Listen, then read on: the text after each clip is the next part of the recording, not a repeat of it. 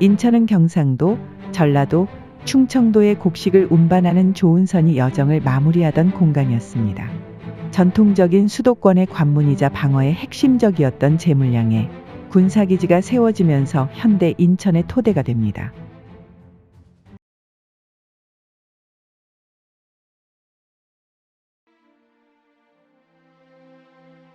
인천은 고구려에서 내려온 비류가 정착했던 곳으로 알려져 있으며 현재의 문학산성이 그 기반이었을 것으로 추측하고 있습니다.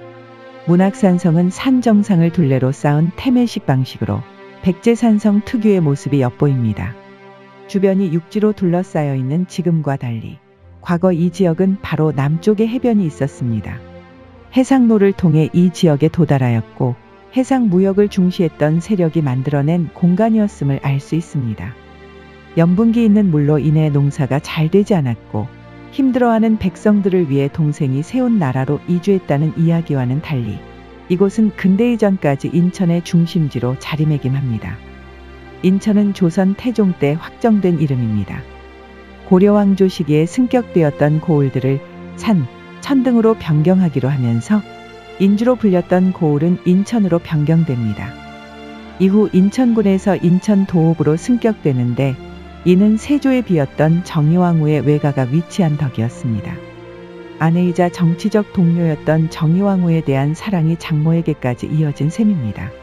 인천도읍의 관하는 승악산 자락에서 이어져 내려오는 지점인 문학초등학교 내부의 일부 건축물이 남아있습니다.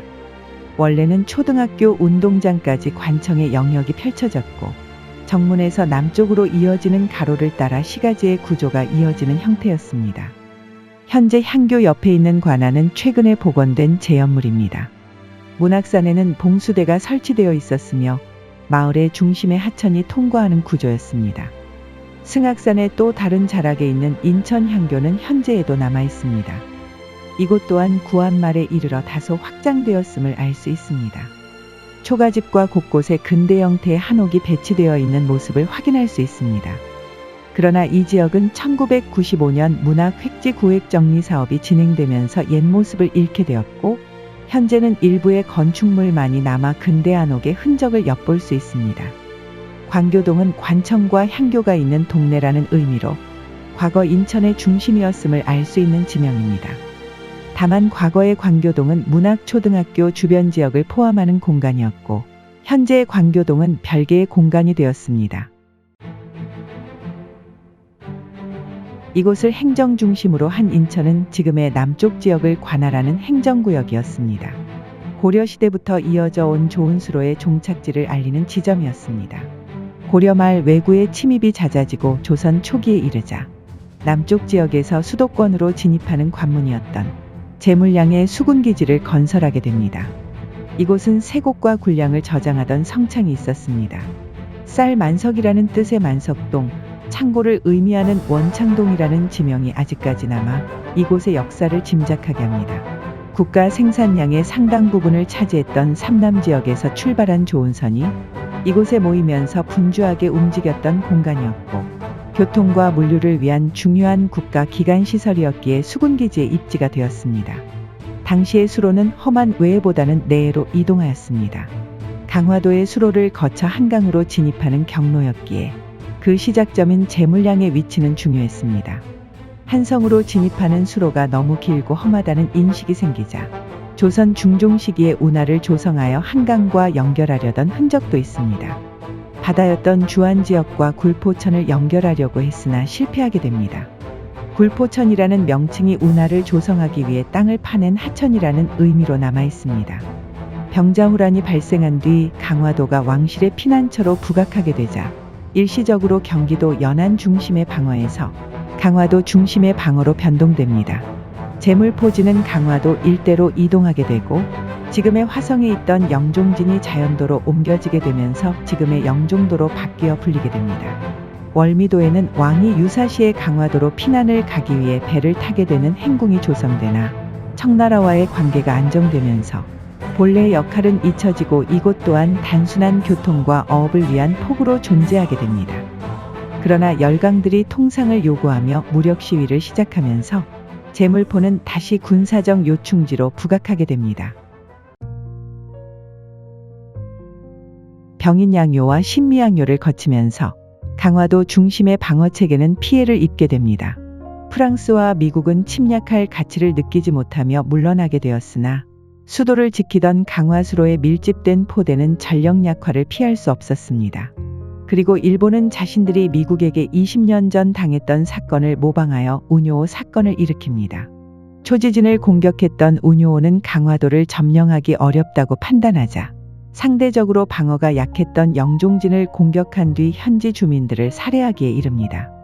불평등 조약을 맺은 조선 조정은 수도권으로 진입하는 수로의 방어선을 재검토할 필요가 있었습니다. 따라서 1879년 제물포진이 있었던 지역에 화도진을 건설합니다. 그리고 화도진을 중심으로 포대들이 설치되면서 다시 요새화되는 모습을 보여주고 있었습니다. 화도진은 화수동 일대에 있었습니다. 현재 복원한 위치보다 동쪽에 있었을 것으로 추정됩니다. 근데 이전의 해안선도 확인할 수 있습니다. 매립된 지금과는 달리 언덕이 군데군데 자리 잡고 있고 그 사이로 해변이 펼쳐져 있는 형태였습니다. 괭이부리말이라는 이름은 고양이 섬이라는 의미의 묘도에서 유래되었습니다. 지금의 인천역 일대 그리고 인천항 일대를 아우르며 포대가 설치되어 있었음을 알 수 있습니다.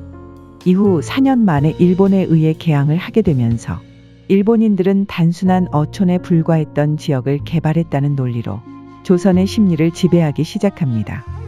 그러나 과거부터 이어져 온 전통 공간의 구조는 다르다는 것을 알 수 있었습니다. 화도진은 제물량을 거쳐 한강으로 진입할 때 거점으로 삼았던 포구는 갯벌의 영향이 적은 해로에 근접한 지역이었다는 것을 알 수 있습니다. 그리고 화도진이 있었던 공간에 시가지가 형성되었고 화도진 동쪽 해변을 활용한 포구가 시작점이라는 것을 알 수 있습니다. 이후 일본이 최초로 조개지를 선점하며 개항이 시작되는데 제물포 남쪽 지역에 입지한 것을 알 수 있습니다.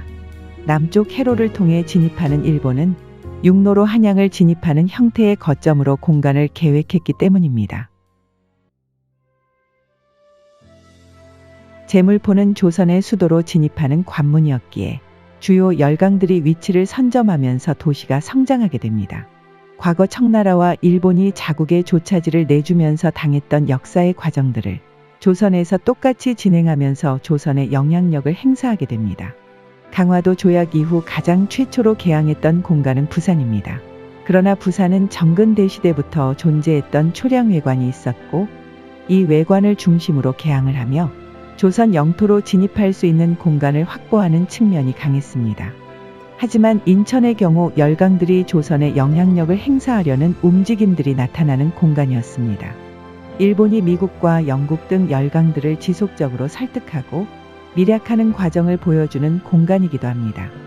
수로의 핵심 관문이자 군사적 기지였던 제물포가 개항을 하자 다양한 신문물이 이곳을 통해 조선으로 들어오게 되었고 또 국권이 피탈되는 과정을 겪는 시작이 되기도 했습니다.